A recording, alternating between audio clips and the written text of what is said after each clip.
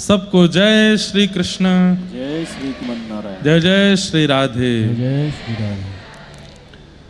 कई सारे प्रश्न आए हैं, सबको हम स्पर्श करेंगे। पहले आज प्रथम स्कंद में प्रवेश कर लेते हैं और कथा के मध्य में ही फिर प्रश्नों के उत्तर देते रहेंगे। बोलो वृंदावन बिहारी लाल की। सत्यम परम धीमहि, परम सत्य जो हैं मैं उनको वंदन करता हूं। श्रीमद् भागवत जी के प्रथम श्लोक में परम सत्य की वंदना की गई है। परम सत्य क्या है? ठाकुर जी सत्य हैं, पर ठाकुर जी का नाम परम सत्य है। ठाकुर जी का नाम परम सत्य है। हम ठाकुर जी को अभी नहीं देख पाए हैं, लेकिन ठाकुर जी का नाम हमारे पास है। ठाकुर जी को प्रकट करने की सामर्थ्य जिसमें हो वो भगवान का नाम है और वही परम सत्य है। हमारे यहां जब व्यक्ति का अंतिम संस्कार के लिए लेके जाते हैं तो राम नाम सत्य बोलते हैं, गोविंद नाम सत्य है, गोपाल नाम सत्य है, राम नाम सत्य है। ये राम नाम सत्य बोलना शव को सुनाने के, वो तो सुन ही नहीं रहा है। शव को नहीं सुनाया जाता, शव को नहीं सबको सुनाया जाता है। जो जीवित हैं उनको बताया जाता है, जितने जीवित उस यात्रा में चल रहे हैं उनको बताया जाता है। और उस यात्रा के मार्ग में, उस अंतिम यात्रा के मार्ग में जितनी दुकानें घर पड़ती हैं उन सबको बताया जाता है, भैया इस संसार में सत्य और कुछ नहीं है, राम नाम सत्य है। ये जो हमारे कंधे पर लेटा है इसने सब कुछ प्राप्त कर लिया, करोड़ों की संपत्ति ले ली। कई बार ऐसा होता है कि बहुत बड़े उद्योगपति या बहुत नामी ग्रामी व्यक्ति जब प्राण त्यागते हैं तो उनको लोग गाड़ियों में ले जाते हैं अंतिम यात्रा में। नहीं, कंधे पे ही लेके जाना चाहिए। जो विधा है, कई लोग अर्थी बना के भी गाड़ियों में रख देते हैं फिर लेके जाते हैं। बड़े बड़े शहरों में ऐसा ही होता है, लेकिन ये विधा ठीक नहीं है। कंधे पे ही लेके जाना चाहिए। उसका नियम बताया, भाव बताए हैं तो उसको पूर्ति करनी चाहिए और उससे सबको बताना चाहिए। देखो जो बहुत बड़ा उद्योगपति, बहुत बड़ा धनवान, नामवान, संपत्तिवान व्यक्ति आज कुछ भी साथ नहीं लेके जा रहा है, केवल राम नाम साथ जा रहा है। इसलिए जितने जीवित बचे हो भैया, राम भज लो, राम रट लो, क्योंकि यही है जो अंत समय में काम आने वाला है। हमारे शास्त्रों में एक श्लोक कहा जाता है, धनानि भूमौ, कितना भी धन कमा लो, आप उस धन को अपना मानते आए आज तक, ये मैंने कमाया, ये मेरा है, लेकिन अंतिम समय में साथ नहीं जाएगा। पशवश्य गौष्ठ, कितनी भी गाड़ियां खरीद लो, आपकी अंतिम यात्रा में गाड़ियां गैराज से बाहर निकल के रोएंगी नहीं, अरे हमारे मालिक जी जा रहे हैं ना, वो भी रोते रहेंगे, वो भी पड़े रहेंगे। धनानि भूमौ पशवश्य गौष्ठे, और भार्याग्रहे द्वारी, जिस पत्नी के साथ विवाह किया वह भी केवल घर के द्वार तक साथ जाती है, उसके आगे नहीं जाती। भार्याग्रहे द्वारी जनश्मशाने, जिनको आपने अपना भाई बंधु माता पिता आदि आदि संबंधों से पुकारा वो भी केवल शमशान तक जाते हैं। आप कहोगे महाराज जी ये तन तो मेरे साथ जाएगा ना, देहश्चितायाम, ये भी चिता तक साथ जाएगा। अग्नि प्रज्वलित होने के बाद कौन गया साथ? कोई भी नहीं, केवल एक, क्या? आपने जितना राम भजा होगा, जितना कृष्ण रटा होगा, जितना राधा जपा होगा, जितना सियाराम जपा होगा, वो नाम आपके साथ आगे जाएगा। आपके अच्छे कर्म आपके साथ जाएंगे, आपके बुरे कर्म आपके साथ जाएंगे। तो जो अंतिम यात्रा तक संग रहने वाले हैं उनका ध्यान हम करते ही नहीं है, उनको संवारने का, सुधारने का व्यवहार। ये कथा किस लिए है? ये कथा इसीलिए सुनाई जाती है जो अंतिम श्वास तक संग रहने वाला है, श्वास के बाद भी संग रहने वाला है। आपका कर्म, आपका भजन, आपका व्यवहार, आपकी बुद्धि, आपके विचार, वो सब शुद्ध हो, उसी के लिए तो कथा कही जाती है। पर जो नहीं रहने वाले संग, उनके पीछे ही हम पड़े रहते हैं। धन कैसे बढ़े, गाड़ियां कैसे बढ़े, संबंध कैसे बढ़े, पत्नी बच्चे परिवार ये सब कैसे खुश हों, लेकिन जो राम अति प्रिय हैं उनके लिए हम कुछ नहीं करते। एक पहले देख लूं है कि नहीं विनय पत्रिका में एक बहुत सुंदर पंक्ति गाते हैं, नहीं है विनय पत्रिका लाए तो हैं हम, लेकिन जब तक आप लेके आओगे तब तक तो हम पद गा देंगे।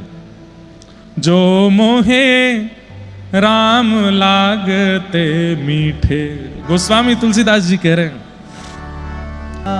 अगर राघव जी मीठे लग गए होते, कोई आके पूछता दाल में नमक ठीक है, हाँ सही है, नींबू तो नहीं डाला, नहीं जरूरत नहीं है, और दूसरा खा करके बताता इसमें ना नींबू है ना नमक है ना मिर्च, कुछ नहीं, कैसे बढ़िया लग रहा है आपको?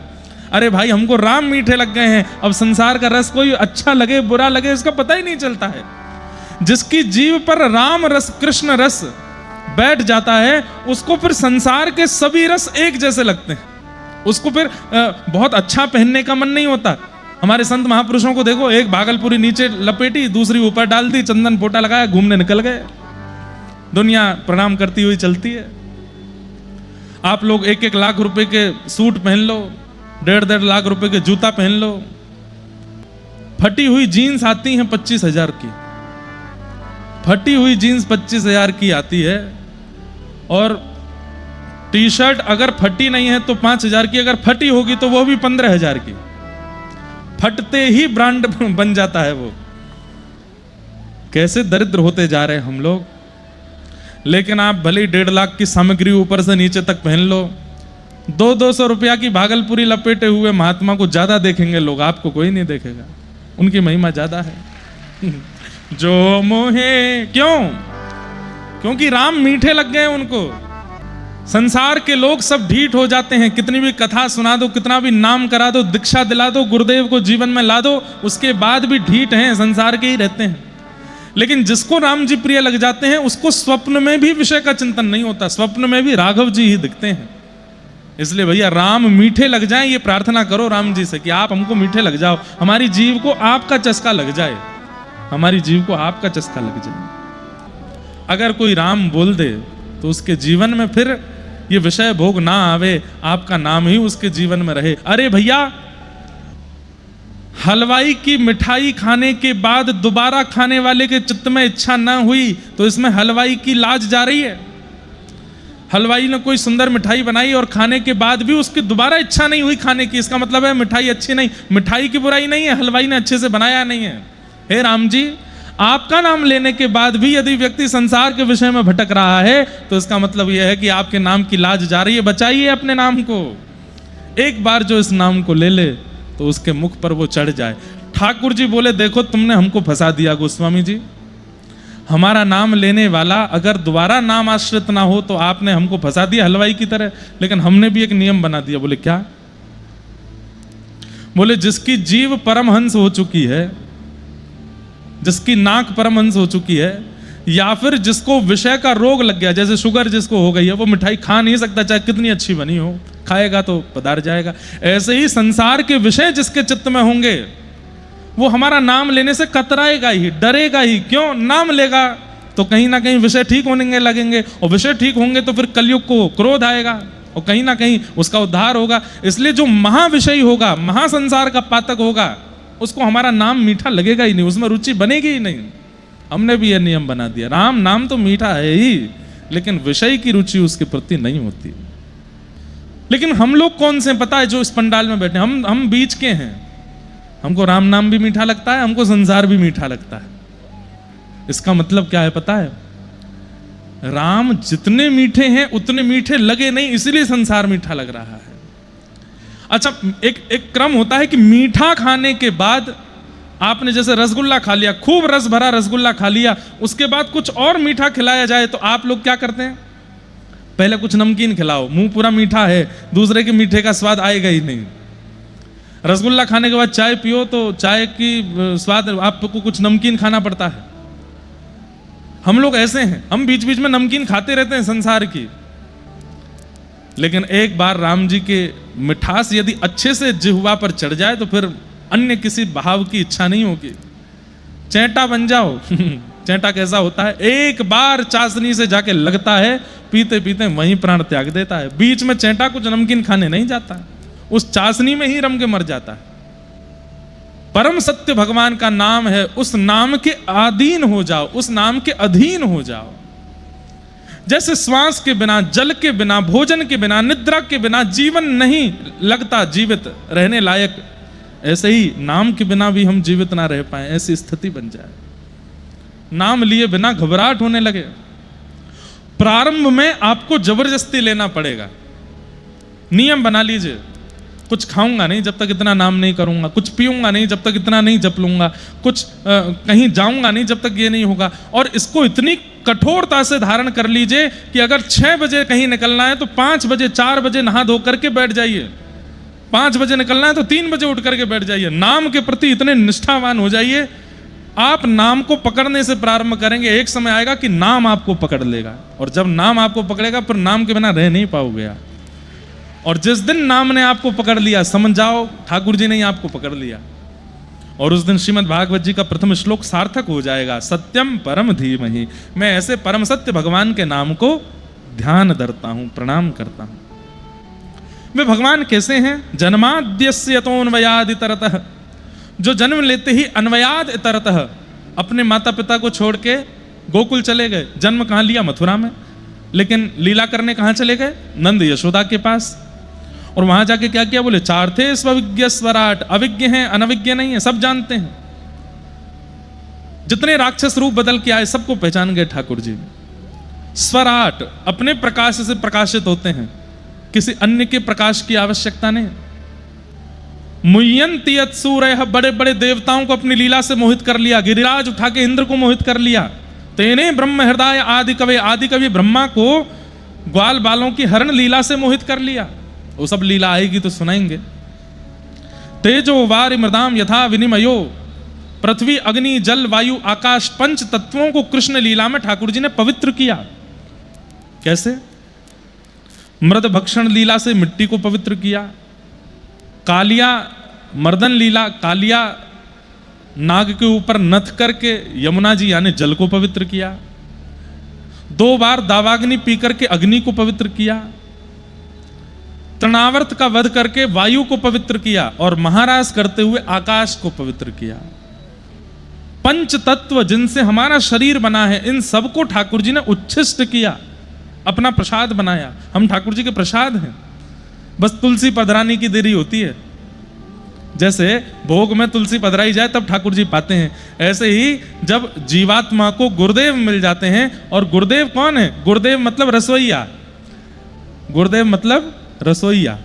रसोईया क्या करता है? सामग्री को यथावत स्थान पर काट करके, अमनिया करके, नमक मिर्च आदि डाल करके, सुंदर उसको घी आदि में तल करके और बढ़िया ठाकुर जी के लिए प्रसादी बनाता है। और जैसे ही ठाकुर जी के सामने पधराते हैं उसमें तुलसी पधरा देते हैं। ऐसे ही गुरुदेव हमको क्या करते हैं? अपने कथा से, अपने वचनों से, अपने कीर्तनों से हमारा निर्माण करते हैं। हमारी बुद्धि रूपी लौकी, बुद्धि क्या है? लौकी की सब्जी है। बुद्धि रूपी लौकी, हृदय रूपी टमाटर, इन सब का मिश्रण करके बढ़िया हमारी सामग्री बनाते हैं और कंठ में कंठी माला पधरा करके ठाकुर जी के सन्मुख अर्पित कर देते हैं। ठाकुर जी लो इसका भोग लगाओ, अब इसको स्वीकार करो, इसकी दीक्षा हो गई है।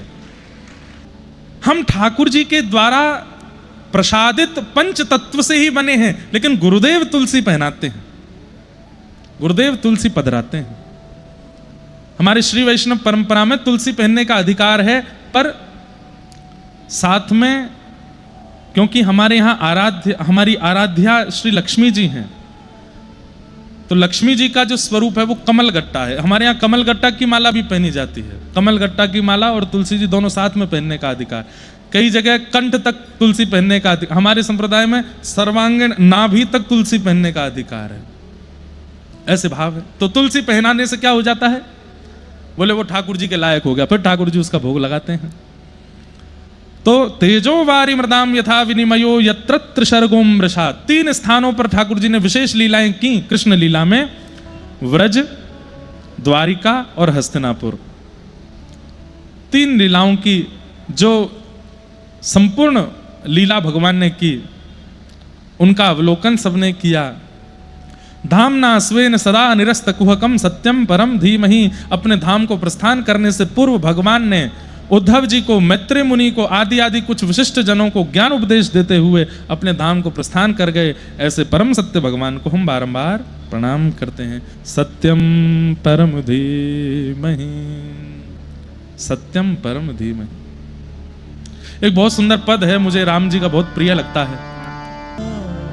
सबको भूल जाइएगा पर इनके नाम को मत भूलिएगा। बंधुओं, एक नियम ऐसा बना लीजिए कि आपके चित्त में नाम चलता ही रहे।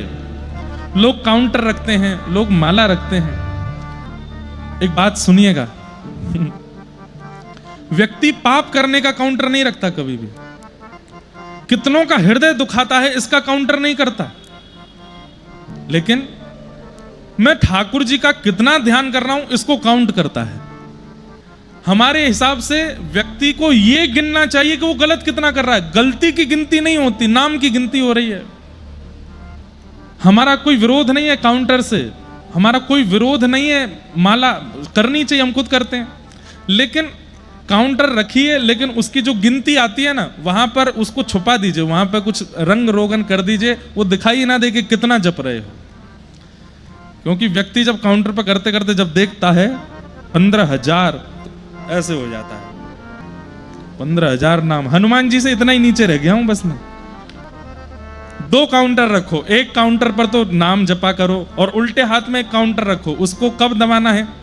जैसे क्रोध आया दबाओ, जैसे किसके साथ बुरा किया दबाओ, किसी के साथ छल किया दबाओ, किसी सुंदर को देख करके ईर्ष्या हुआ है हमसे ज्यादा सुंदर दबाओ। ये छल कपट ईर्ष्या द्वेष अभिनिवेश अहंता ममता आदि आदि ये सब जीवन में जब आए तब काउंटर दबाते रहो और उसको मत छुपाना। बस हाँ नियम बनाने ना, महीने की 30 तारीख को ऑडिट जैसे करते हैं लोग वैसे देखूंगा। आप देखेंगे तो क्या पाएंगे, वो नाम वाली संख्या तो 15,000 पहुंच गई, पाप वाली संख्या 5 लाख पहुंच गई है। फिर पता चलेगा अरे राम, इतना तो हमने महीना में भजन नहीं किया जितना हम बुरा करते। हमें किसी साधन से ठाकुर जी को याद ना करना पड़े, उनकी अनायास हमारे चित्त में स्थिति स्मृति बनी रहे। कितना कितना विचित्र है, कोई व्यक्ति अपनी पत्नी का नाम नहीं जपता, कोई व्यक्ति अपने बच्चों का नाम नहीं जपता।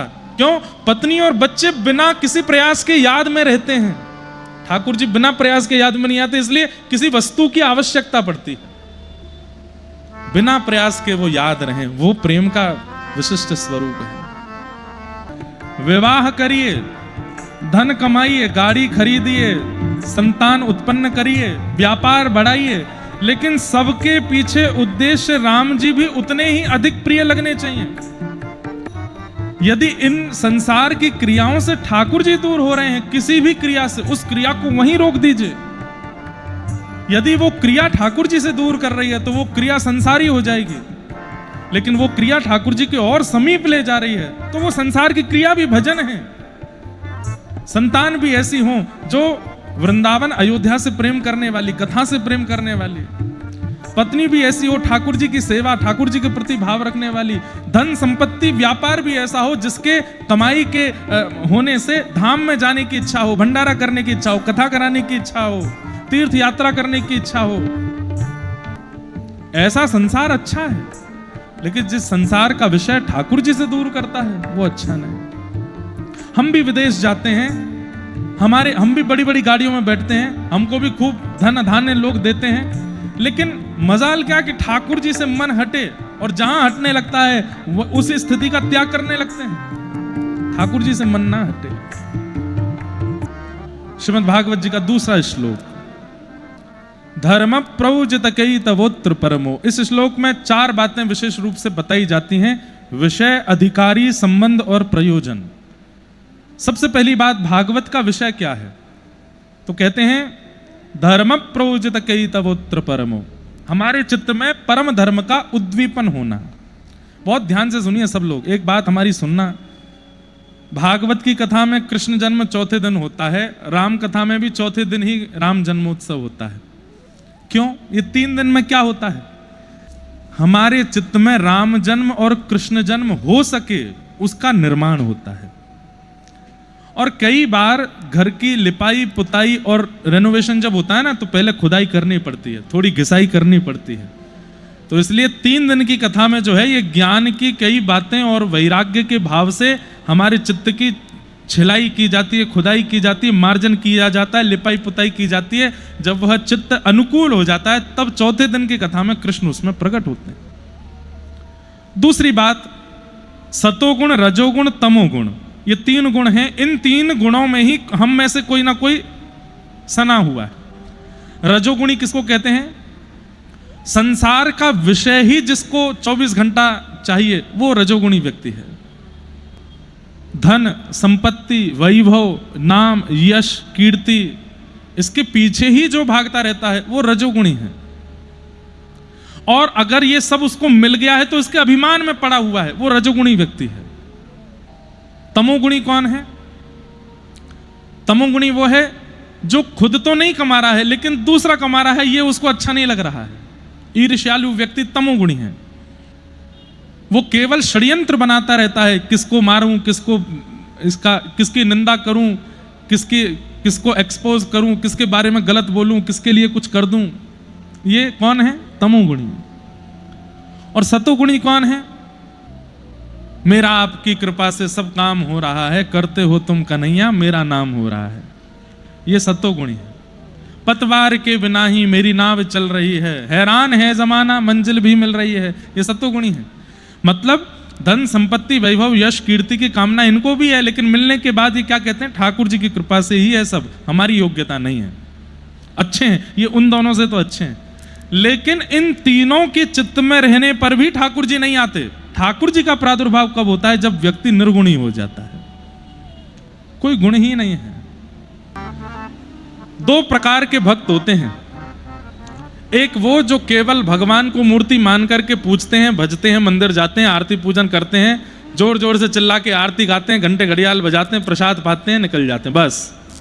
लेकिन दूसरे प्रकार के भक्त क्या हैं? गए मंदिर में जाकर के एक खम्भ के पीछे खड़े हो गए, नेत्रों से अविरल अश्रुधार निकलती जा रही है, भाव निमग्न होकर के राघव जी को देख रहे हैं, तन की सुध नहीं है, स्थिति बिल्कुल विचलित हो गई है। ये परम धार्मिक है। मतलब धार्मिक वो जो उनको भगवान और अपने आप को इंसान मान करके उनकी आराधना करता है। और परम धार्मिक कौन? जो स्वयं को जीवात्मा मान करके इनको प्राप्त करना मेरा परम उद्देश्य है, ये मेरे कुछ हैं, ये मेरे भाई हैं, मेरे बंधु हैं, मेरे सब कुछ हैं, ऐसा संबंध बना करके ठाकुर जी का आराधन करता है, वो परम धार्मिक है। समझ में आई बात? नहीं आई? आ गई बात? नहीं आई? ठाकुर जी केवल भगवान हैं तो आप धार्मिक हो, लेकिन ठाकुर जी आपके कुछ हैं, ये मेरे कुछ हैं, मेरे तात मात बंधु सखा सब वही हैं। और जाके सिर मोर मुकुट मेरो पति सोई। मतलब मीराबाई के लिए ठाकुर जी भगवान हैं, पर भगवान बाद में हैं, पहले मेरे पति हैं।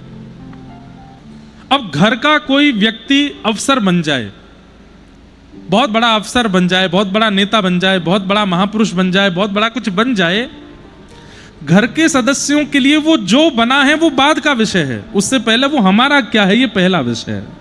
ये हमारा भाई है, हमारा बेटा है, हमारा नाती है, हमारा भतीजा है, हमारा चाचा है, जो संबंध पहले है। ऐसे ही ठाकुर जी के प्रति भगवत दृष्टि बाद में, उससे पहले ये हमारे कुछ हैं, ये संबंध जिसके चित्त में है वो परम धार्मिक है। ठाकुर जी के प्रति संबंध की स्थापना। कल हमने मामा प्रयागदास जी का चरित्र सुना। अयोध्या में एक महापुरुष रहते थे, वशिष्ठ गोत्रीय महापुरुष थे। तो वशिष्ठ गोत्र में उत्पन्न हुए, इसलिए उनको लगता था कि मैं वशिष्ठ कुल में जन्मा हूं, तो आत्मा वही जायते पुत्र, पिता की आत्मा ही पुत्र के रूप में जन्म लेती है। इसी प्रकार गुरु के वंश में गुरु पुत्र, गुरु परपुत्र, वो सब भी पूजनीय होते हैं। तो वशिष्ठ कुल में जन्मे थे, इसलिए अपने आप को राम जी का गुरु ही मानते थे। कलयुग में दुनिया जाकर के कनक बिहारी जी को हाथ जोड़ के प्रणाम करती थी, और वे मंदिर में जाकर के दोनों भुजा उठा के आशीर्वाद देते थे, सदा आनंद में रहो राघव, सदा प्रसन्न रहो। ऐसा कहते हैं कि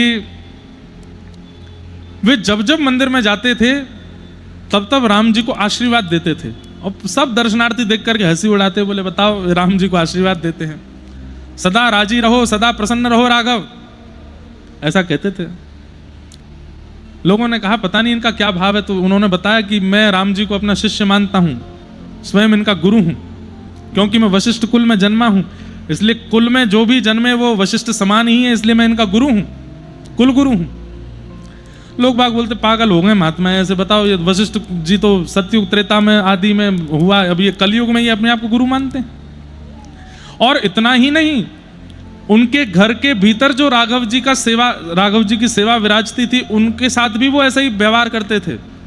सुबह उठा करके नहलाते धुलाते वस्त्र पहनाते इत्रादि लगा करके, और जो ठाकुर जी को माला पहनानी चाहिए वो माला पहले अपने गले में पहनते और अपनी प्रसादी करके फिर राम जी को पहनाते।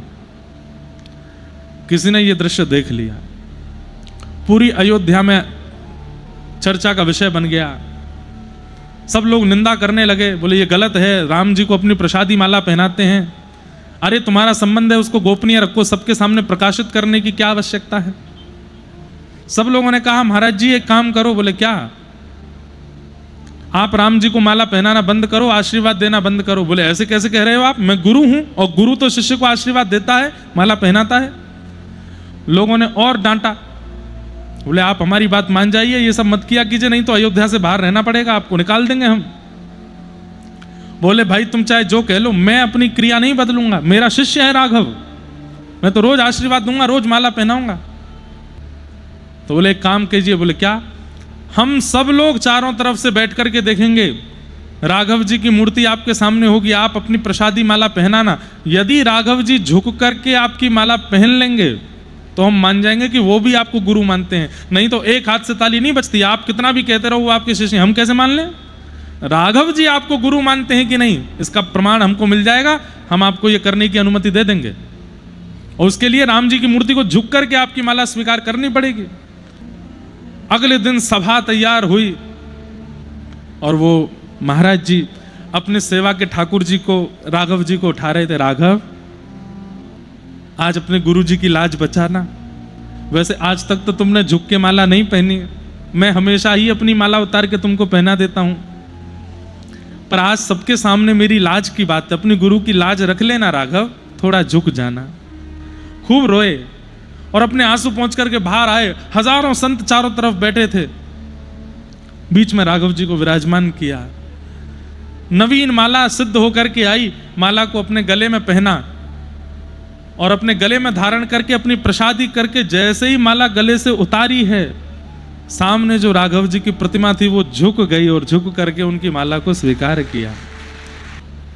संबंध आप बनाइए और निभाना प्रारंभ कर दीजिए, इसका मतलब ये नहीं आप भी यही करने लग जाओ। वो उनकी बात अलग थी, वो वशिष्ठ मुनि अपने आप को मानते थे, वो गुरु भाव रखते थे राघव जी के प्रति। पर गोस्वामी तुलसीदास जी कहते हैं बहुत नाते हैं हमारे ठाकुर जी के साथ, कोई एक संबंध जिसमें आपकी प्रगाढ़ता हो, जिसमें आपकी अनन्य निष्ठा हो, जिस संबंध में ठाकुर जी को रख करके आप उनका भजन बहुत बहुत मनोभाव से कर सकते हो, वो संबंध ठाकुर जी से बनाओ, यही परम धर्म है। और उस परम धर्म की स्थापना चित्त में श्रीमद् भागवत जी करती हैं। भागवत जी सुने बिना, भागवत जी का पालन किए बिना यदि आपने ठाकुर जी से संबंध बनाया, संबंध निभेगा नहीं। इसलिए पहले खूब भागवत जी की कथा सुनो, भागवत जी के द्वारा चित्त का मार्जन करके आचार्यों के वक्ताओं के द्वारा बताए गए मार्ग को पालन करना प्रारंभ करो, अपने चित्त का शुद्धिकरण, बुद्धि का शुद्धिकरण करो, उसके बाद उस संबंध का निर्वहन करो। धर्म प्रौजित कई तवोत्र परमो, ठाकुर जी से संबंध भागवत जी बनाते। अर्जुन ने भगवान को गुरु माना, मीराबाई ने भगवान को पति माना, सूरदास जी ने ठाकुर जी को सखा माना। अनेक संबंध बनाए सब भक्तों ने ठाकुर जी के साथ, और जिन्होंने जो जो संबंध बनाया उस संबंध का निर्वहन, उस संबंध का भरण पोषण सब ठाकुर जी ने किया, उस संबंध को निभाया। एक और महापुरुष थे अयोध्या में, वो राम जी को अपना छोटा भाई मानते थे स्वयं को बड़ा भाई मानते, राम जी को छोटा भाई मानते। वो जब जब कनक भवन जाते तो भीतर नहीं जाते, बाहर से ही दर्शन करते। कोई कहता भीतर चलो, बोले नहीं। बोले क्यों? बहू बैठी है, हम जेठ हैं, हम अंदर कैसे जाएं? और बहू के सामने जेठ को संकोच करना चाहिए, इसलिए बाहर द्वार से ही देख के चले जाते। एक बार किसी कारण से पता नहीं कोई ऐसी योजना बनी कि उनको भीतर जाना पड़ा, या कोई ले गया, कुछ ऐसी कथा हुई। तो जैसे ही वो भीतर गए, इतने संकोच में थे कि जानकी जी बैठी हैं, मैं जेठ हूं और वो घूंघट भी नहीं है और मुझे बड़ा संकोच हो रहा है सामने जाने में। लेकिन जैसे ही वो भीतर गए, अंदर पहुंचे, तो अपने आप कनक भवन में जानकी जी की तरफ का जो दरवाजा था वो अपने आप फिर गया, मानो जानकी जी ने घूंघट कर लिया कि इनको संकोच ना हो, ये अपने ये संकोच में कहीं दर्शन ना छोड़ दें। उसके बाद उन्होंने पुजारी जी को ये बात बता दी और कहा देखो अब मैं दर्शन करने तो आऊँगा, बस आप इतना कर दिया करो, क्या मेरे आते ही जानकी जी की तरफ से हल्का पर्दा कर दिया करो। बहू हैं, छोटी बहू है हमारी, मैं जेठ हूँ, तो मेरे सामने थोड़ा उनको संकोच ना हो बस। अब हैं तो वो परमात्मा, हैं तो वो ईश्वर, हैं तो वो जगत नियंता जगदीश, लेकिन जब व्यक्ति संबंध बना लेता है और बनाने के बाद उसको निभाने लगता है, प्रगाढ़ता से उस संबंध में रहता, तो ठाकुर जी भी निभाते हैं उस संबंध को और उस संबंध के भाव से रहते हैं। बस ये संबंध मन माना नहीं होना चाहिए, यह संबंध बहुत समय तक कथा श्रवण के बाद, आचार्यों की संगति के बाद, भक्तों के संग रहने के बाद, बार बार ठाकुर जी का अवलोकन करने के बाद, एक समय के बाद अपने आप अनुभूति होने लगेगी कि ठाकुर जी से आपका संबंध है क्या। तब वह संबंध निभाओ, तब वह संबंध बनाओ ठाकुर जी के साथ। तो भागवत जी का विषय क्या है? परम धर्म, यानी कि भगवान से संबंध होना। हमारे आचार्य श्री रामानुजाचार्य जी ठाकुर जी को 4 संबंधों में मानते हैं। एक जगह ठाकुर जी को वो अपना पिता मानते हैं, दूसरी जगह ठाकुर जी को गुरु मानते हैं, तीसरी जगह ठाकुर जी को पुत्र मानते हैं और चौथी जगह ठाकुर जी को शिष्य मानते हैं। ठाकुर जी शिष्य भी हैं रामानुजाचार्य जी के। संपत कुमार भगवान दक्षिण भारत में हैं, वे उनको रामानुजाचार्य जी पुत्रवत भाव रखते हैं। और वो भाव कैसे था कि एक मुगल शासन राजा था, उसने सब मंदिर अंदी तोड़ने प्रारंभ किए। दक्षिण भारत जब गया, संपत कुमार भगवान का जो विग्रह था उसकी बेटी को बहुत अच्छा लगा और वो बेटी खिलौना ले मान करके संपत कुमार भगवान को दिल्ली ले आए। रामानुजाचार्य जी को जब ये बात पता चली तो अपने हजारों शिष्यों के साथ दिल्ली गए और ठाकुर जी ने उनको स्वप्न आज्ञा की कि ये मुगल राजा की बेटी मुझको खिलौना बना के ले आई है, मेरे को यहाँ से लेके वापस चलो। तो रामानुजाचार्य जी गए और अपने असंख्य शिष्यों के साथ जाके राजा को कहा, तुम्हारी बेटी जो वो खिलौना समझ के ले आई है, खिलौना नहीं है, वो भगवान है हमारे, हमको वापस करो। तो उस राजा ने कहा, आपके भगवान हैं? बोले हाँ। जब आप इतनी दूर से चल करके आ सकते हो तो आप पुकार लो, भगवान कमरे में हैं, यदि स्वयं चल के बाहर आ गए तो मैं आपको दे दूंगा, नहीं तो नहीं दूंगा। तो रामानुजाचार्य जी बोले ठीक है। ध्यान लगा करके संपत कुमार भगवान से कहा, हम दक्षिण से चल के उत्तर आ गए हैं नाथ, हम बाहर ही खड़े हैं, आप कृपा करके भवन से निकल के बाहर आ जाओ, हम आपको ले जाएंगे। ठाकुर जी बोले वाह, कलयुग है ये, कली काल में मैं चलता फिरता नहीं हूं, मैं मूर्तिमंत रहता हूं, यहां पे मैं बोलता नहीं हूं, यहां पे मैं चलता नहीं हूं, यहां पे मैं स्थिर ही रहता हूं।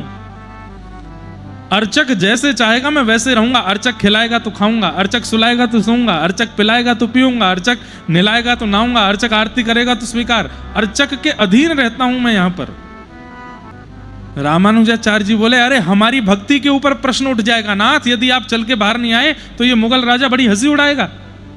ठाकुर जी बोले, हमको नहीं पता, हम अपना नियम नहीं तोड़ेंगे, कलयुग में हमारा नियम है, हम अर्चक के अधीन रहते हैं। तो रामानुजाचार्य जी को क्रोध आ गया, क्रोध में भर करके बोले, हम दक्षिण से चल के यहां आ गए हैं और आप अपना नियम ही पालन किए जा रहे हो, चुपचाप बाहर आ जाइए चल करके। जब क्रोध किया तो श्री संपत कुमार भगवान की मूर्ति चल करके बाहर आई और आकर के रामानुजाचार्य जी की गोद में बैठ गए।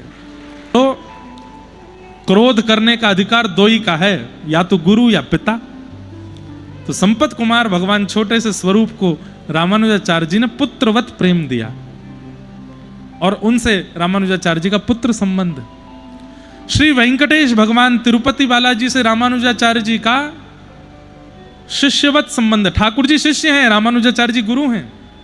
कैसे? रामानुजाचार्य जी दर्शन करने गए तो ठाकुर जी बोले, हे आचार्य प्रवर, एक प्रश्न का उत्तर दो। तो रामानुजाचार्य जी बोले, बोलो भगवान। तो तिरुपति बालाजी बोले, मैं भगवान होकर के इतने जीवों का उद्धार नहीं कर पाता, आप आचार्य होकर के इतने शिष्यों कैसे बना लेते हो, इतने जीवों का उद्धार कैसे कर लेते हो? रामानुजाचार्य जी बोले, मंदिर में बैठ करके प्रश्न कर रहे हो, प्रश्नकर्ता को सत्संग सुनने के लिए नीचे बैठना चाहिए, श्रोता बनना चाहिए, तभी ज्ञानी महापुरुष उत्तर के रूप में सत्संग सुनाता है। आप मंदिर में बैठ करके पूछ रहे हो, बाहर आओ। ठाकुर जी चल के बाहर आ गए। बोले, अब बताओ।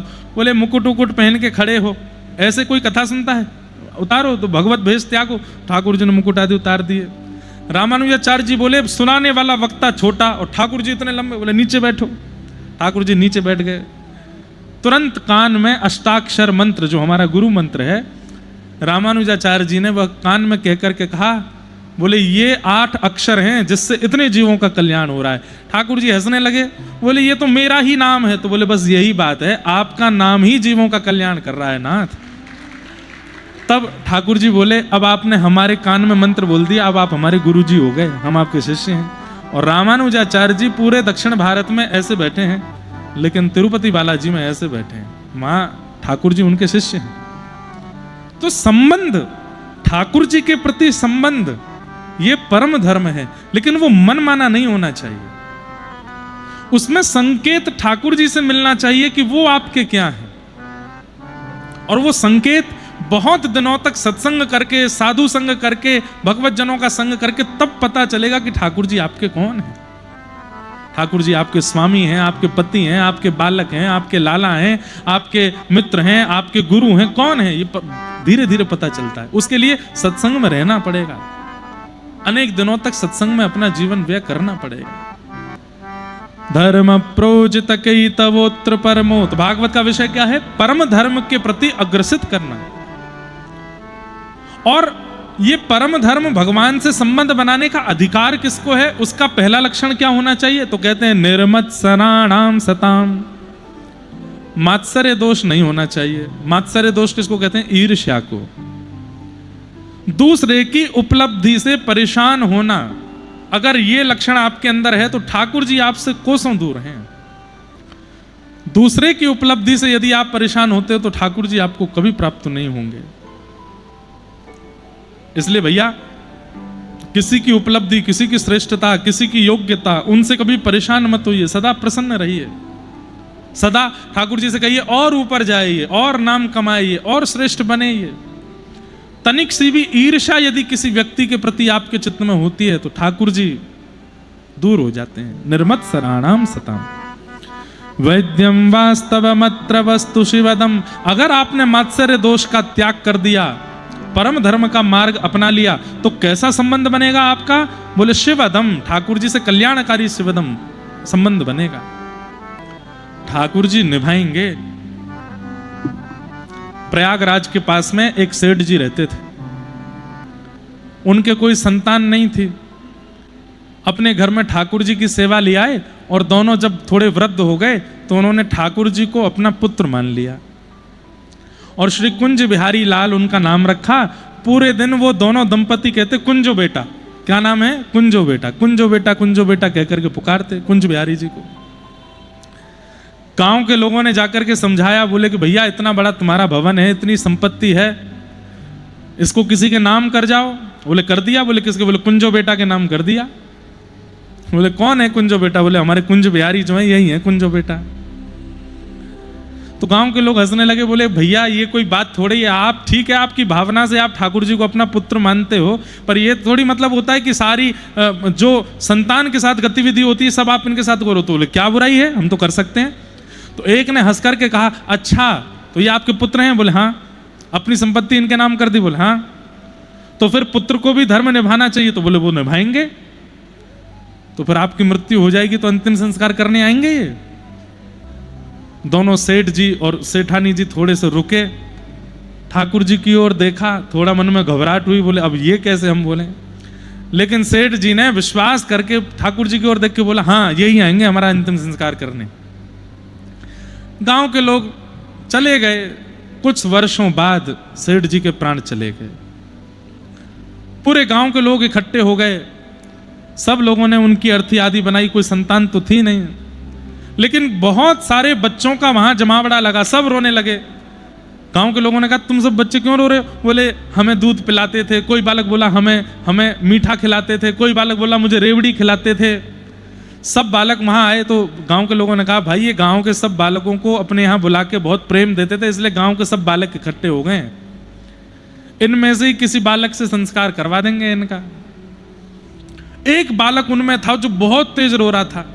उससे जाके सबने कहा तुम कहाँ से आए? बोले मैं पास के गांव से आया हूं, मुझे रोज चांदी के गिलास में दूध पिलाते थे सेठ जी। सब लोगों ने कहा इसी से ही करा दो संस्कार।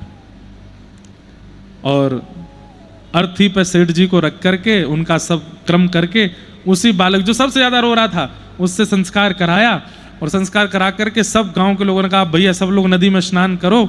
उस बालक को 2-4 लोग ले गए, बहुत रो रहा था। वो कहा भैया तू स्नान कर ले, गोता लगाओ, स्नान करके घर जाना। जैसे ही गोता लगाया बालक बाहर नहीं आया। सब गोताखोरों ने ढूंढा, पूरी नदी छान मारी, लेकिन वो बालक नहीं मिला। गांव के लोग बोले ये कहीं कुंज बिहारी जी तो नहीं आए थे? अरे दौड़ करके मंदिर में चलो। सब दौड़ करके कुंज बिहारी जी का दर्शन करने गए तो क्या पाया कि श्री कुंज बिहारी जी के समस्त वस्त्र और मुकुट सबसे नदी का जल गिर रहा था। पूरे भीगे कुंज बिहारी लाल वहीं ठाड़े थे, संस्कार करके गए। सब देखते रह गए। संसार से संबंध बनाने में हमारी बड़ी रुचि है, पर ठाकुर जी से संबंध हमारा बन नहीं पाता। संबंध बनाइए और फिर संबंध बनाने के बाद उसका निर्वहन कीजिए, निभाइए। वो संबंध निभना चाहिए आपका, क्योंकि संबंध बनाना आसान है, निभाना बहुत कठिन है। और ठाकुर जी के साथ तो बहुत ही ज्यादा कठिन है। ये अगर भगवान हैं तो आप कुछ भी करते रहो, इनको ज्यादा बुरा नहीं लगेगा। लेकिन अगर आपके संबंधी हो गए तो इतनी इतनी बात भी इनको कष्ट दे देंगे। इसलिए संबंध निभाइए। और एक बात और, उस संबंध को गोपनीय रखिए। हमारे गिरधर लाल जी हमारे क्या हैं, दुनिया खूब अपने अटकल्ले लगाती है, ये हैं ये हैं ये हैं, किसी को नहीं पता कि कौन है, और ना बताना है हमें कि वो कौन है। प्रेम को जितना छुपाया जाए प्रेम उतना बढ़ता है, जितना उसका प्रचार कर दिया जाए उतना घटता है। इसलिए ठाकुर जी के प्रति संबंध क्या है, आप ठाकुर जी के प्रति कोई भाव कर रहे हो, इतने में कोई आ जाए ना, अपनी गतिविधि बदल दिया कीजिए। ऐसे ही पूछने लग जाया करो जैसे भगवान को पूछते हैं। और जब कोई ना हो तब अपना वह भाव प्रकट करो जो वास्तव में ठाकुर जी के प्रति है। यही परम धर्म है। और ऐसा संबंध बनाने की योग्यता, ऐसे संबंध बनाने की श्रेष्ठता तभी आ सकती है जब आपके चित्त में मात्सर्य दोष ना हो।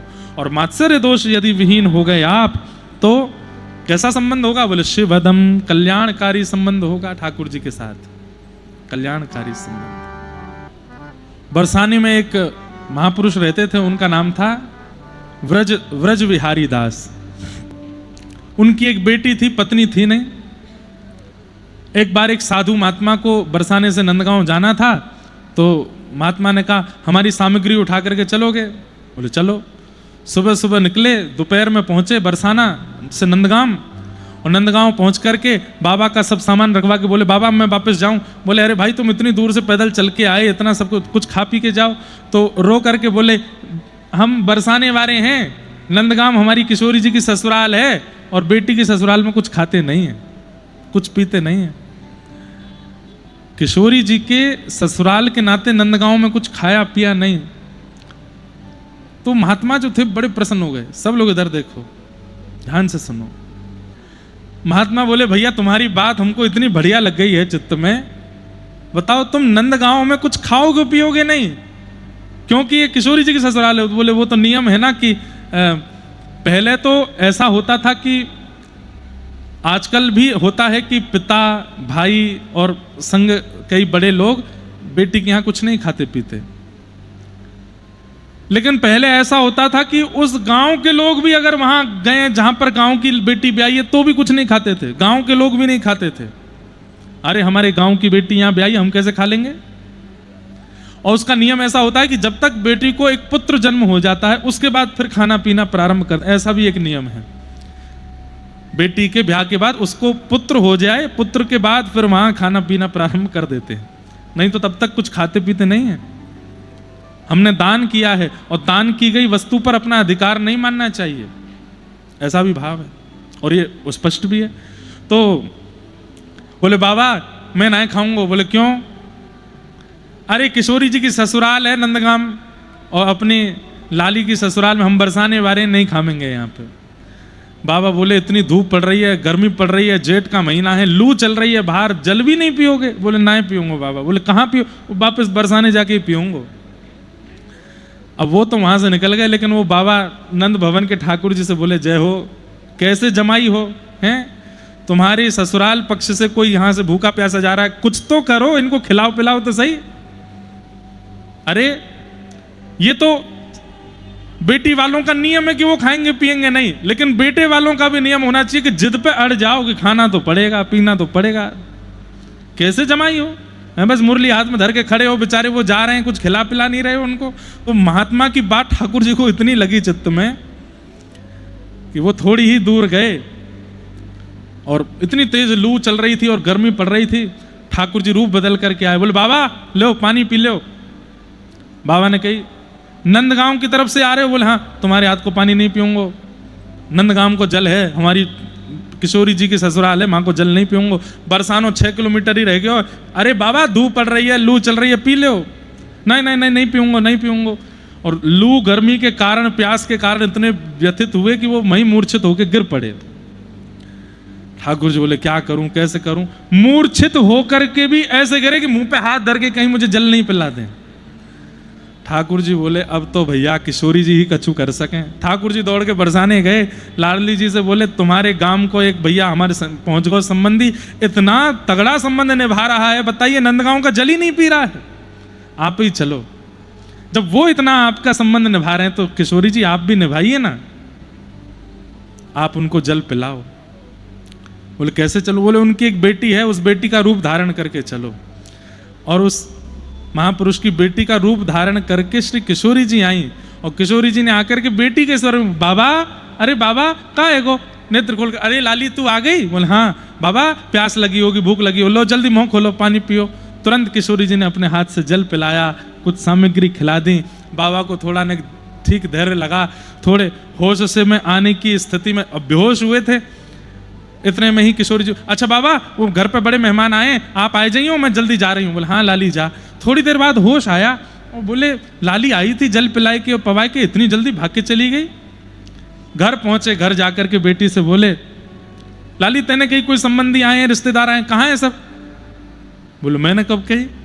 अरे अभी रास्ता में बेहोश है गया, तू आई मुझको जल पिलाए के गई। बोले बाबा मैं तो नहीं आई, मैं तो यहीं आती। तब मन में भाव आया कि ओहो, मैंने संबंध निभाया, नंदगांव जाके जल नहीं पिया, बरसाने का हूं, इस भाव का निर्वहन किया। तो किशोरी जी ही लाली को रूप बनाए के आई और रास्ता में जल पिवाए के गई हैं, कछु पवाए के गई हैं, अपने संबंध को निभाए के गई हैं। ऐसी हमारी श्री लाडली। तो संबंध बनाइए पर उस संबंध को निभाइए जरूर। भगवान स्वयं कहते हैं वाग गदगदा द्रवते यस्य चित्तम रुदत्य भिक्षणम हसति क्वचिच्च विलज्ज उद्गायत नृत्यते च मद्भक्ति युक्तो भुवनम पुनातो। वाग गदगदा, बोले मेरे भक्त का लक्षण, पहला लक्षण क्या है? उसकी वाणी गदगद रहती है, नेत्र सजल रहते हैं। रुदत्य भिक्षणम हसति क्वचिच्च, कभी भी रोने लग जाए, कभी भी हंसने लग जाए। विलज्ज उद्गायत नृत्यते च, निर्लज्ज होकर के कि आगे वाले क्या सोचेंगे, बगल वाले क्या सोचेंगे, बस नृत्य करे और गाने लग जाए। विलज्ज उद्गायत नृत्यते च मद्भक्ति युक्तो, वो मेरा भक्त है। ये भगवान का परिचय तो बहुत जगह दिया गया। किसी ने कहा आपके भक्त का परिचय क्या है? तो भगवान बोले मैं खुद बता रहा हूं। तब भगवान ने ये श्लोक कहा मद्भक्ति युक्तो भुवनम पुनातो, मेरा भक्त है। ऐसे हमारी किशोरी जी। तो संबंध के ऊपर चर्चा चल रही थी। ठाकुर जी से संबंध मानो, संबंध बनाओ, पर मनमुखा नहीं होना चाहिए और संबंध में चतुराई नहीं होनी चाहिए, सरलता हो, सहजता हो, फिर संबंध हो। श्रीमद् भागवत जी का 3रा श्लोक। निगम कहते हैं वेद को, वेद रूपी कल्प वृक्ष है। कल्प वृक्ष किसको कहते हैं? जिसके नीचे बैठ के जो कल्पना की जाए वो मिल जाता है। बहुत ध्यान से सुनिएगा सब लोग। कल्प वृक्ष वो जिसके नीचे बैठ के जो मांगा जाए वो मिल जाता है। और ये कल्प वृक्ष स्वर्ग में है। स्वर्ग में अगर किसी व्यक्ति की इच्छा हो जाती है कि मुझे 56 भोग खाने हैं, तो रसोईया की जरूरत नहीं होती, 56 भोग अपने आप प्रकट हो जाते हैं, खा लो। 56 भोग खाते खाते इच्छा हो जाए कि परोसने वाले प्रकट हो जाएं, तो वो भी प्रकट हो जाएंगे। और मन में आ जाए इतना स्वादिष्ट है, मेरा पेट ही ना भरे तो पेट भरेगा ही नहीं, खाते रहो। लेकिन खाते खाते कहीं मन में ये भाव आ गया कि मैं इतना खा रहा हूं, कहीं देवता मुझे मारेंगे तो नहीं, तो डंडा लेके देवता प्रकट होंगे, मारने लग जाएंगे। क्यों? कल्प वृक्ष है। जो कल्पना करोगे वो वहां पूरी हो जाती है। लेकिन श्रीमद् भागवत क्या है, वो दे निगम कल्प तरोर गलितम फलम। यहां आप आकर के बैठते हैं और फिर आपके लिए इच्छा ठाकुर जी प्रकट करते हैं कि इसको ये देना चाहिए, वो पीछे बैठा उसको वो मिलना चाहिए, ये बगल में बैठा इसको ये मिलना चाहिए, ये कुर्सी पे बैठा है सो रहा है इसको ये मिलना चाहिए।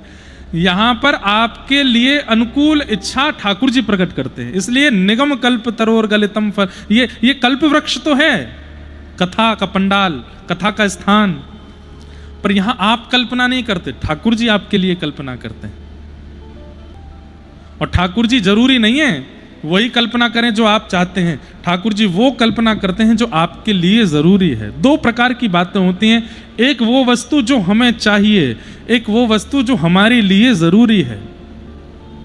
ठंडा पीने को चाहिए, इच्छा हो रही है ठंडा पीने की, लेकिन जरूरी हमारे लिए क्या है, दूध, दुग्ध, गैया का दूध। जरूरी वस्तु अलग होती है और चाहिए वस्तु अलग होती है। श्रीमद् भागवत का पंडाल एक ऐसा कल्प वृक्ष है, यहां पर आपको क्या चाहिए वो नहीं मिलेगा, जो आपके लिए जरूरी है वो मिलेगा। और जरूरतों में कई बार ठोकर भी होती है, जरूरतों में कई बार निराशा भी होती है, जरूरत में कई बार फेलियर भी होता है। एक बहुत बढ़िया मेरे मन में कभी कभी प्रसंग आता है, गोस्वामी तुलसीदास जी कभी विवाह नहीं करना चाहते थे, उनकी इच्छा नहीं थी कि मैं विवाह करूं। एक ब्राह्मण देवता आते थे कथा में, गोस्वामी जी जब कथा करते थे, और कथा के बाद वो ब्राह्मण देवता गोस्वामी जी को पकड़ लेते और बोलते मेरी बेटी बहुत योग्य है, आप उससे ब्याह कर लो। गोस्वामी जी हाथ जोड़ते बोले हमको ये प्रपंच में नहीं पड़ना है। एक बार गोस्वामी जी ने देखा कि यार ये हर जगह आ जाते हैं, तो फिर गोस्वामी जी ने कह दिया सुनो, अगर महादेव प्रकट होकर के कह देंगे तो तुम्हारी बेटी से हम ब्याह कर लेंगे। उस ब्राह्मण ने महादेव को मनाना प्रारंभ किया, जल चढ़ावे, महादेव की आराधना करे, बिल्वपत्र चढ़ावे, बोले आप गोस्वामी जी को आज्ञा कर दो। और एक दिन महादेव प्रकट हो गए और प्रकट होकर के गोस्वामी जी को आज्ञा कर दी, बोले तुम्हारी कथा में एक ब्राह्मण देवता आते हैं अपनी बेटी का संबंध लेके, बोले हाँ उनकी बेटी से ब्याह करो। तो गोस्वामी जी को मन में भाव था कि महादेव अगर आज्ञा कर रहे हैं तो मतलब है कि उन ब्राह्मण की बेटी मेरे जीवन में आएगी, तो वह बेटी के आने से मेरी भक्ति और बढ़ेगी, महादेव की आज्ञा। लेकिन महादेव जानते हैं कि गोस्वामी जी को जब तक थोड़ी सी ठोकर नहीं लगेगी तब तक राम जी नहीं मिलेंगे, और वो ठोकर ब्याह के बाद ही लगवानी है। महादेव ने आज्ञा की थी, फिर तो जो व्यक्ति जीवन में आ रहा है वो अनुकूल होना चाहिए। गोस्वामी जी की पत्नी प्रतिकूल नहीं थी, लेकिन लीला सब जानते हैं। ब्याह करने के बाद, क्योंकि महादेव की आज्ञा से हुआ था, तो गोस्वामी जी इतना प्रेम करते थे अपनी पत्नी से, कितने वर्षों तक तो मायके ही नहीं जाने, तुम यहीं रहो, हमको दिखती रहा करो, बस तुम्हारा तुम बस सन्मुख रहो, उसी से कल्याण। अब इसमें कोई ऐसा नहीं है कि उनके चित्त में कोई सांसारिक व्यवहार था, नहीं, महादेव की आज्ञा से ये मेरे जीवन में आई हैं, इसलिए बस उनके लिए वो प्रसाद है, वो नित्य देखना चाहते हैं। लेकिन एक दिन पत्नी परेशान हुई और रात्रि में घर चली गई, कैसे कैसे योजनाएं बना करके जैसे तैसे पहुंचे।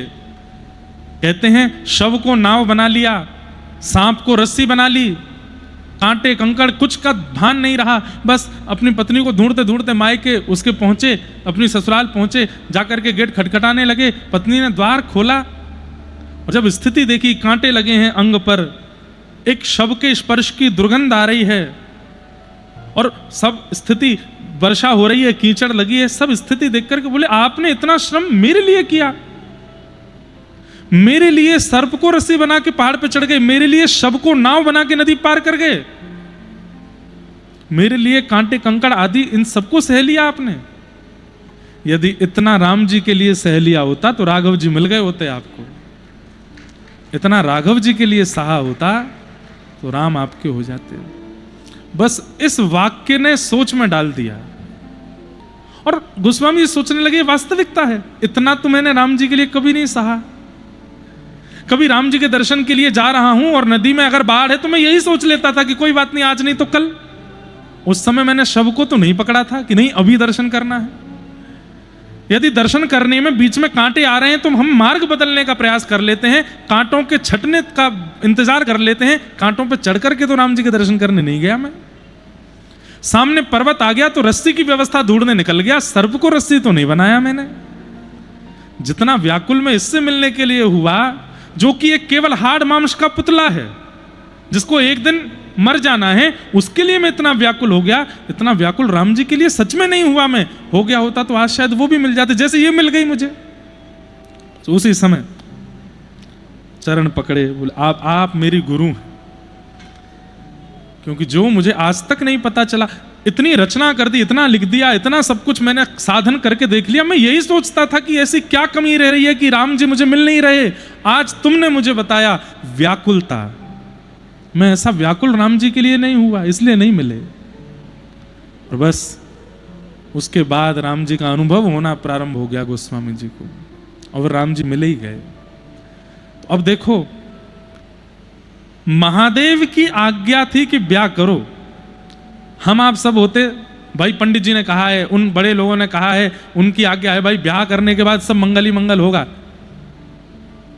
नहीं, कई बार ठाकुर जी सोच लेते हैं कि यहां ठोकर लगवाना, यहां पर निंदा करवाना, यहां पर अपयश करवाना, यहां पर सामाजिक बहिष्कार करवाना, यहां पर ये रुकावट करवाना इसके लिए आवश्यक है, उससे इसका निर्माण होगा, इसलिए ठाकुर जी वो करते हैं।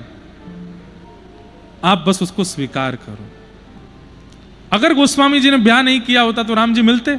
व्याकुलता की स्थिति में कभी पहुंच पाते? नहीं पहुंच पाते।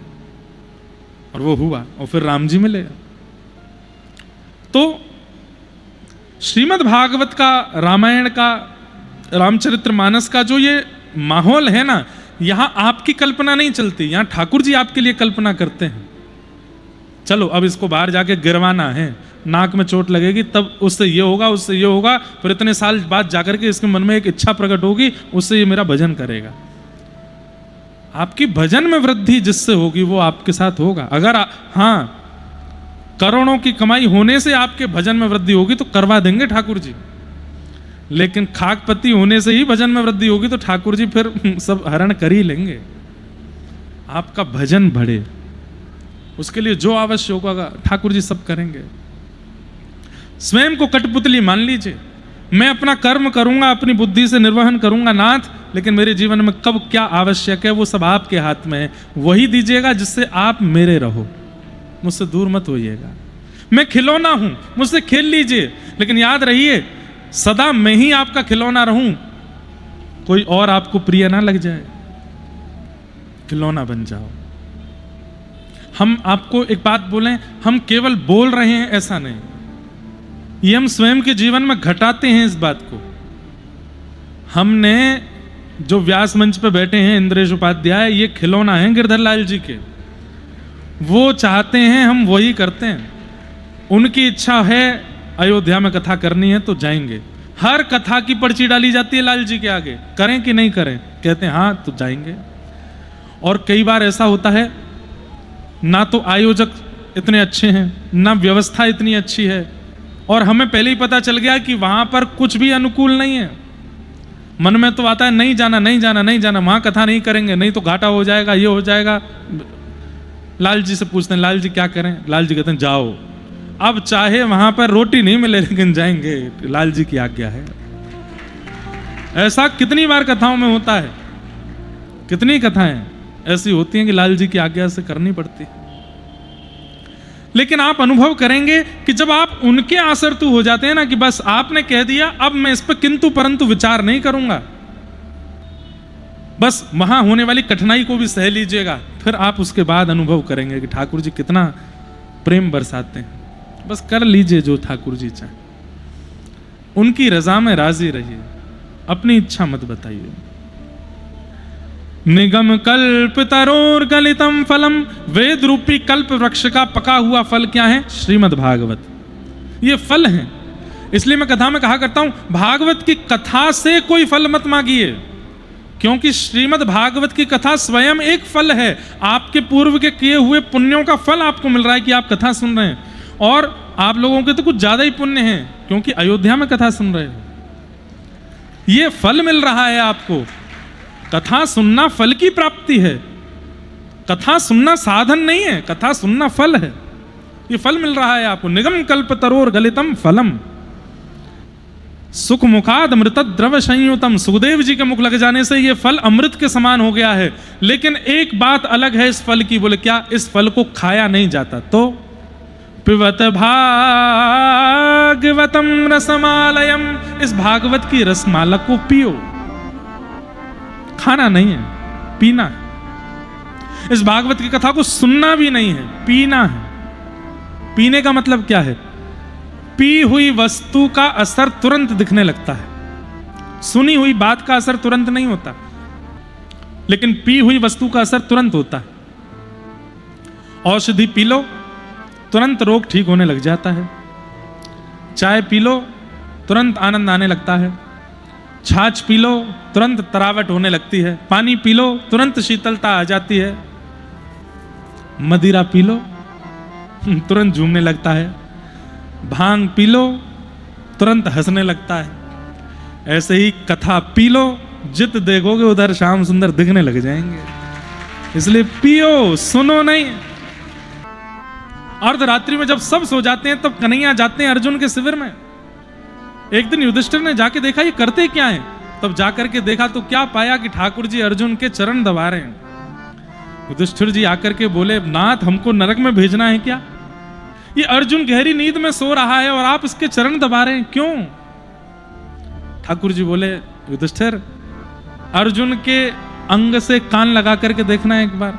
और जैसे युधिष्ठिर ने कान लगा करके सुना तो रोम रोम से कृष्ण कृष्ण कृष्ण कृष्ण कृष्ण ध्वनि प्रकट हो रही थी।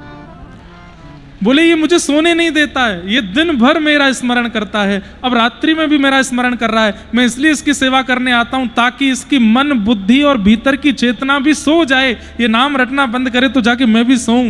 ये सोने नहीं देता मुझको। ऐसे हमने अभी नाम रस पिया ही नहीं है, चखा ही नहीं है, इसलिए हमारी स्थिति भी वैसी बनी नहीं है अभी तक। और हमारे मलुक पीठ वाले महाराज जी वे कहते हैं श्री सीताराम जपो, उससे काम बनेगा। हमारे श्री वैष्णव परंपरा के आचार्य चरण वे सब कहते हैं श्रीमन नारायण जपो, उससे नाम जपना ही पड़ेगा, उसके बिना काम बनना ही नहीं है। कितने भी साधन कर लीजिए, नाम का आश्रय लेना ही पड़ेगा। हनुमान जी महाराज के सामने हनुमान चालीसा का पाठ करने से आपका काम बन जाएगा, पर हनुमान जी के सामने राम नाम बोलने से हनुमान जी आपसे प्रसन्न हो जाएंगे। काम बनाना एक बात है, प्रसन्न होना विशेष बात है। अधिकारी भी काम कर देते हैं आपके तो, लेकिन अधिकारी आपसे प्रसन्न हो जाए तो आपको बोलना नहीं पड़ेगा, फिर भी आपके काम बनते रहेंगे, वो प्रसन्न है आपसे। इसलिए राम नाम हनुमान जी को अति प्रिय है। राम नाम गाओ, राम नाम सुनाओ, कथा सुनाओ। गोस्वामी तुलसीदास जी महाराज ने हनुमान चालीसा में एक बात कही, उस बात के कारण हनुमान जी के सामने हनुमान चालीसा कर सकते हो। तुमरे भजन राम को पावे, भजन तुम्हारा करेगा तो राम जी उसको मिलेंगे। लेकिन यह बात हनुमान जी को प्रसन्न नहीं करती है कि आप उनका भजन उनके सामने करो।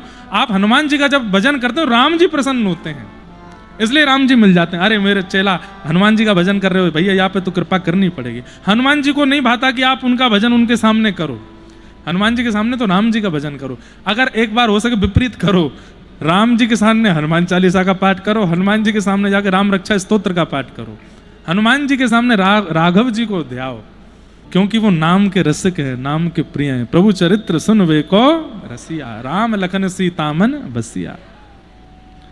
ये रस पीने का है, जो आप सुन रहे हैं यहां बैठ के, ये खाने का रस नहीं है, ये सुनने का रस नहीं है, ये पीने का रस है।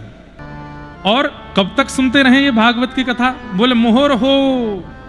कहीं हमने ऐसा आपसे किसी ने कहा भैया भागवत कथा सुनो, अभी तो सुन के आए हम अयोध्या में, अगर ये आप कह रहे हो तो इसका मतलब आपने कथा सुनी ही नहीं है। आपसे 1 महीना बाद, 2 महीना बाद, 4 महीना बाद, 6 महीना बाद भी कोई कह दे कि कथा सुन लो, ये कोई संसारी विषय है कि आपसे कोई कहे सिंगापुर चलो, अभी तो आए हम घूम के, ये आप उनके लिए कह सकते हो?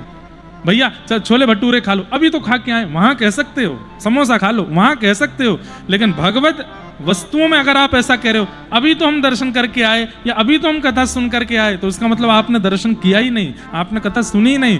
सामने वाला आपसे कहे कथा सुनने चलो, अभी सुनी थी भैया, इच्छा तो बहुत हो रही है, फिर से चलें, अब आप प्रार्थना करो ठाकुर जी योजना बना दें, हम तो कथा में ही रहना चाहते हैं, हम तो आना ही नहीं चाहते वहां से, ये भावना चित्त में आवे तब समझो कि कथा सुनी है। लेकिन आप ऐसा अगर कह देते हैं, अभी तो आए हैं, अभी तो गए थे अयोध्या, अभी तो दर्शन किया, अरे जितनी बार जाने का अवसर मिले हम तो जाएंगे। अभी साउथ अफ्रीका में हम थे तो एक वहां हमको व्यक्ति मिला, वो 3 वर्ष में कितनी बार गए थे बद्रीनाथ, वो एक व्यक्ति मिले थे, कितनी बार बद्रीनाथ गए क्या बता रहे थे, हैं 60 बार, 60 बार बद्रीनाथ 3 साल में गए। मैंने कहा हैं, मैंने कहा वहीं रहे होंगे आप, नहीं नहीं महाराज जी, जाता था आता था, फिर जाता था फिर आता। मैंने कहा ऐसे कैसे, तब उन्होंने अपना बताया, बोले कि जैसे ही गया जाकर के वापस आता, आकर के अपने मित्रों को बताता, बोले बद्रीनाथ गए थे, ऐसा ऐसा लगा, वो कहते हमको भी जाना है, बोले हम भी जा रहे हैं, हमारा भी मन कर रहा है, फिर उसके साथ फिर चला गया, फिर दर्शन करके फिर लौट गया। उसने अपने मित्र को बताया, उसके मित्र ने कहा भैया हम भी जा रहे हैं, हमको भी अल्टरनेटिव बता दो कैसे जाना है, हमने कहा हम चल रहे हैं साथ में, फिर उसके साथ भी गया। ऐसे करके महाराज जी 3 साल में 60 बार गया हूं मैं बद्रीनाथ, 60 और जिसमें बद्रीनाथ केवल 6 महीना ही खुलते हैं, सोचो कितनी बार गए होंगे। उसको मैं तो उसको देखे ही, मेरा मतलब मैं तो उसको इंसान को देखा जाता पर मैं उसका दर्शन कर रहा था। वाह भैया 3 साल में 60 बार गए बद्रीनाथ, अद्भुत है। ठाकुर जी का रस, ठाकुर जी की कथा, ठाकुर जी का दर्शन, यदि उसके प्रति ऐसी भावना, अभी तो किया था, अभी तो हुआ था, नहीं, जितनी बार मिलो, मोहर हो रसिका भुवि भावुका, सुनते रहो सुनते रहो सुनते रहो, रसिक बन जाओ। रसिक मतलब, रसिक किसको कहते हैं, जो रस में डूबा रहे वो रसिक है, ऐसे बन जाओ, उसी में ही पड़े रहें, एक क्षण के लिए भी कथा हमें ना छोड़े, हम कथा को ना छोड़ें, ऐसी स्थिति रसिक की है। इस प्रकार 3 श्लोकों में मंगलाचरण किया गया भागवत जी का। आगे 88,000 सोनिकादि ऋषियों ने सूत जी महाराज से 6 प्रश्न किए, सूत जी ने उन 6 प्रश्नों के उत्तर में कथा सुनाना प्रारंभ किया।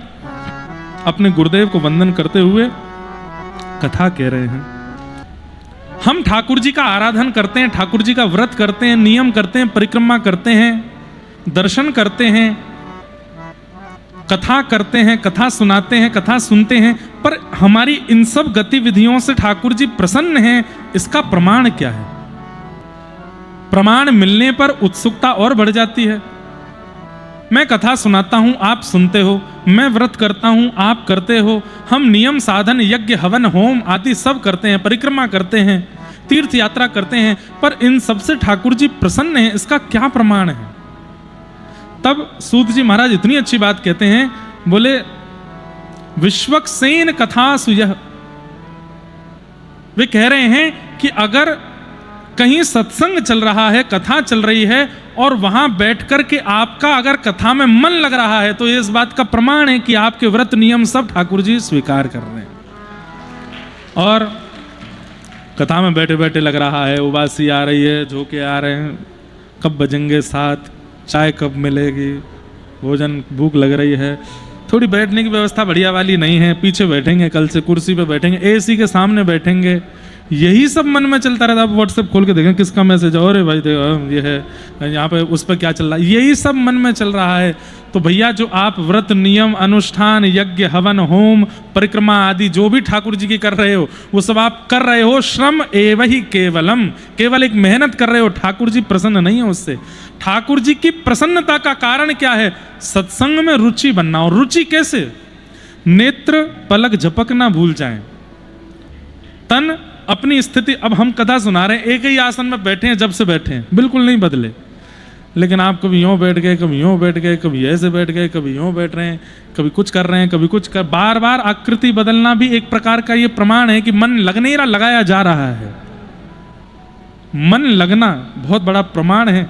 और कोई व्यक्ति बैठा है 3 बजे से, और 3 बजे से लेकर के और जब तक व्यास जी कथा सुना रहे हैं, एक ही आसन में बैठा है, मुख पर प्रसन्नता है, एक एक शब्द सुन रहा है, वैसे पूरे पंडाल में देखा जाए तो ऐसा व्यक्ति स्वयं व्यास ही होता है, जो कथा कहता भी है और अपनी कथा सुनता भी है, ध्यान पूर्वक विषयों का चयन भी करता रहता है, बीच में संकीर्तन भी करता है, तेज ऊंचे स्वर में गाता भी है, करताल भी बजाता है, पूरा मन लगाता है कथा में। व्यास जैसा मन अगर श्रोताओं का लगे, एक एक शब्द ऐसा लगने लगे कि ये तो मेरे लिए कहा जा रहा है, तब समझो ठाकुर जी प्रसन्न है। आपका व्रत, नियम, अनुष्ठान, यज्ञ, हवन, परिक्रमा, साधन, तीर्थ यात्रा सब ठाकुर जी स्वीकार कर रहे हैं, अगर सत्संग में रुचि हो रही है। हाँ, कई बार सत्संग कराने वाले के ऊपर भी निर्भर करता है कि वो कैसे हैं। कई जगह सत्संग कराने वाले इतने शुद्ध ही नहीं होते, तो उसमें रुचि बन पाना भी मुश्किल होता है। परंतु सत्संग कराने वाला भी कृष्ण भक्त है, प्रेमी है, विद्वान है, रसिक है, भाव में है, और फिर भी आपका मन नहीं लग रहा है, तो इसका मतलब है ठाकुर जी आपसे प्रसन्न नहीं है।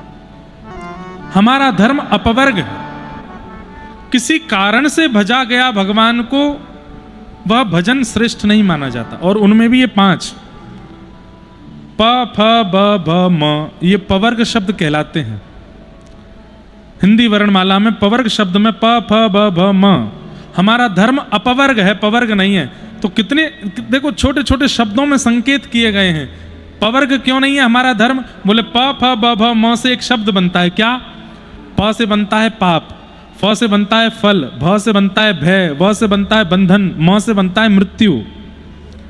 इन 5 क्रियाओं में किया गया भजन ठाकुर जी उससे प्रसन्न नहीं होते। कैसे कैसे? भय से किया गया भ, पहला शब्द है प, पाप के बाद किया गया भजन। पहले पाप कर दिया, फिर घूम रहे हैं सब जगह प्रायश्चित करते हुए, हमसे पाप हो गया, पाप हो गया, पाप हो गया। पाप का प्रायश्चित तो हो जाएगा, पर उस प्रायश्चित से ठाकुर जी आपको मिलेंगे ना। आपको प्रायश्चित मिल जाएगा लेकिन ठाकुर जी नहीं मिलेंगे।